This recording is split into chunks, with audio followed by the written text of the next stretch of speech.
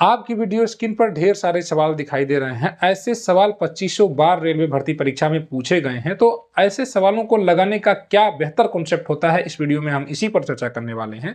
अगर आपने इसे सीख लिया तो यकीन मानिए कभी भी आप इस प्रकार के सवालों को गलत नहीं करेंगे। तो आइए हम एक उदाहरण के माध्यम से इस सवाल को सीखते हैं, इस सवाल के लगाने के तरीके को सीखते हैं। एक व्यक्ति है जो कि 480 रुपए में 2 घड़ियां खरीदता है। प्रश्न यही है कि वह एक घड़ी को 15% की हानि पर और दूसरी को 19% के लाभ पर बेच देता है। उसके बाद उसे यह पता चलता है कि दोनों का विक्रय मूल्य समान है। इसका मतलब दोनों को उसने समान मूल्य पर बेचा है। अब आपको दोनों घड़ियों का क्रय मूल्य ज्ञात करना है। इस प्रकार के सवाल में आप रेशियो निकालेंगे। रेशियो निकालने के बाद आप उसकी तुलना एग्जैक्ट वैल्यू से करेंगे। आइए हम इस सवाल को लगाते हैं। जैसे इन्होंने कहा कि 2 घड़ियां हैं और 480 रुपए में खरीदी गई हैं, तो ये आपको पता हो गया कि दोनों घड़ियां का अगर क्रय मूल्य निकाला जाए तो वो 480 रुपए है।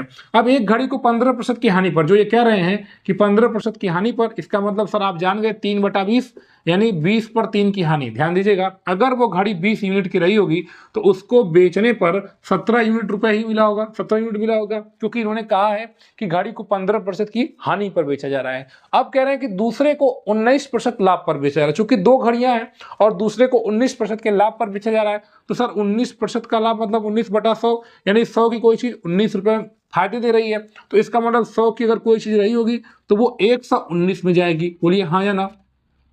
आपने यहां पर अनुपात इनका निकाल लिया। अब इन्होंने जो बाद में कहेंगे, आप देखिए वीडियो स्क्रीन पर आपके और भी सवाल हैं, वहां पर विक्रय मूल्य आपको समान दिखा रहा है। यहां प्रश्न में भी कहा गया है कि विक्रय मूल्य समान है, तो यहां 17 यूनिट विक्रय मूल्य है और यहां 119 यूनिट है।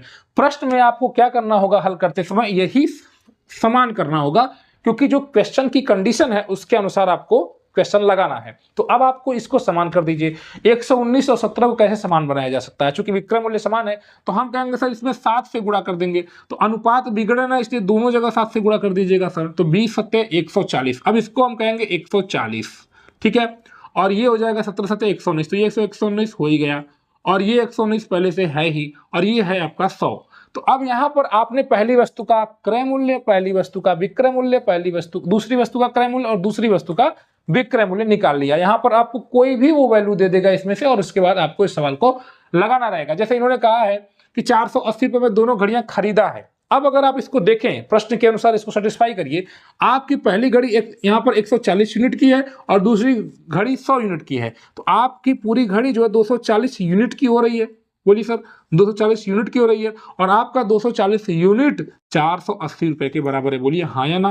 240 यूनिट आपका सर 480 रुपए के बराबर है, तो एक यूनिट आप निकाल लीजिए। एक यूनिट निकालने के लिए 480 में भाग दे दीजिए 240 से, और आप भाग देंगे तो 2 रुपए आएगा। इसका मतलब यह हुआ कि एक यूनिट 2 रुपए के बराबर है। एक यूनिट जो है वह 2 रुपए के बराबर है। अब आपसे पूछा गया दोनों घड़ियों का क्रय मूल्य, तो पहली घड़ी का आपने जो निकाला वह 119 निकाल, क्रय मूल्य पूछा गया है, ये तो विक्रय मूल्य है।